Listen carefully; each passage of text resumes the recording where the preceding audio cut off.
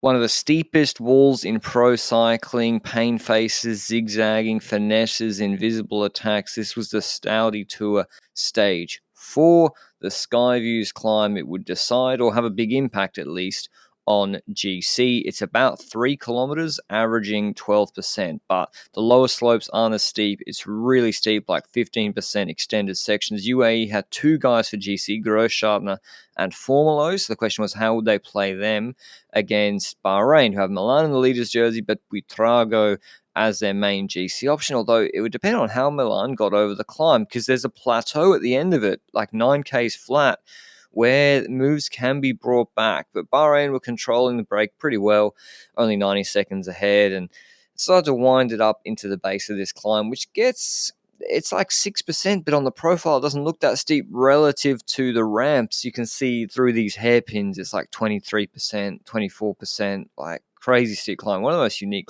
sort of climbs in cycling, especially with the sort of plateau afterwards, which is really wind affected or wind exposed as well. Anyway, UAE pacing, they're going for Formolo and Grosschartner. And how would they play them? Movistar just went all out for Guerrero, even though they got Mühlberger here. They sort of got Mühlberger and co. to pace for Guerrero, who's in good shape, and immediately it splits up with 10Ks to go. Grosschartner, I think, accelerates on the left-hand side. We're already at 18%, but Trago on his own, Groenewegen dropped, of course, Milan dropped, but we don't know how far back he is.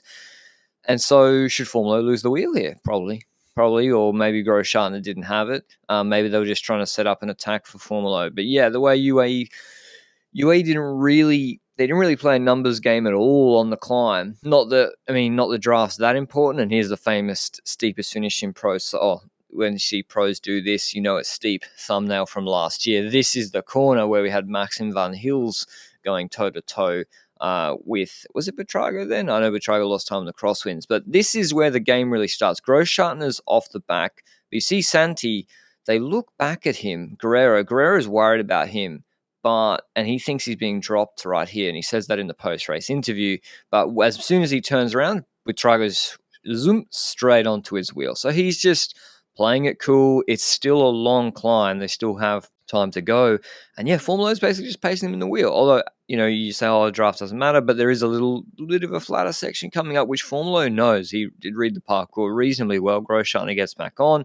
And watch this smart move from Formolo. Swings off as if, I'm done, whatever. Buitrago, they just 1 second, Guerrero and Buitrago relaxed, and Formolo accelerates in the saddle on this slightly flatter section, getting Buitrago off the wheel. Just smart moves, probably learned. He's always been in like big Grand Tour breakaways where you got to finesse, where you got to play games. But Grosschartner didn't have the legs to counter right here, and they're also worried. Formolo and Guerrero knew or pretty suspicious that Buitrago was finessing and he was about to counterattack them. He didn't hit him with a huge one right here. He waited again right for the top. Same with Guerrero. Guerrero is not attacked. Like, it's Formolo again trying to get away from Guerrero. And this actually drops Grosschartner, who doesn't get back on until the plateau. So Formolo's basically made it 1v1v1. Guerrero counters him now. Buitrago hits him before the end. So the three riders basically together, the 3 GC favorites, going for the bonus seconds on top. Guerrero gets them, actually takes the provisional GC lead by a second or so. But here's the curious thing. I get it, pacing him with Formolo's off the back, fine, whatever. He starts taking it upon himself to pace, even though Milan's behind. Now, he doesn't know how far behind Milan is. And it's like, he's behind, I think, Guerrero and GC at this point. And he has that card to play. And he's getting frustrated. Formolo refused to pull. He was waiting for Grosschartner to come back. And Guerrero, he pulled a little bit, but didn't go full. But Buitrago was taking it upon himself to do all the work. And I'd say if he was sitting on the whole time, say take him to the finish, I'd back him in a sprint, at least maybe 50-50 against Guerrero. Now, listen, the counter is Grosschartner was coming back. Mühlberger was coming back.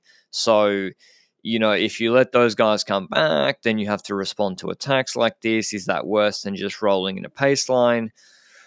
Maybe. At the end of the day, that was the only attack Grosschartner did for a fair while. They kind of just started rolling a pace line again.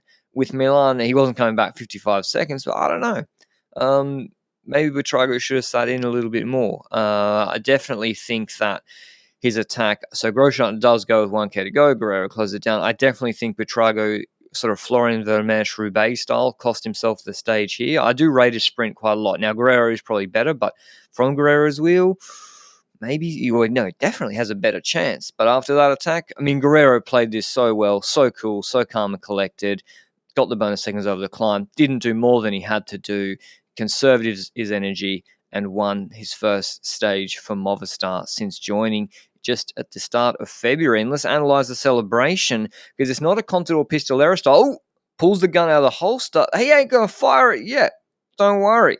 Puts it back into the holster, Cowboy Guerrero, and said, "Tranquilo, tíos! No merece la pena." I know he's Portuguese, but it's Movistar. Let me just roll with it. Wins the stage. Big win for Movistar and Guerrero. The celebration suggests to me he thinks there's bigger things to come in his season this year. And he goes into the GC lead 8 seconds ahead of Formula 9 seconds ahead of Buitrago. So unless Buitrago can get some bonus seconds tomorrow ahead of Formula, that's the only change I can see, because I don't think Formula is winning the bunch sprint. But there could be crosswinds. Who knows? It's the last stage tomorrow. Maybe Milan and Buitrago try and go crazy and split it up and get Movistar off the back.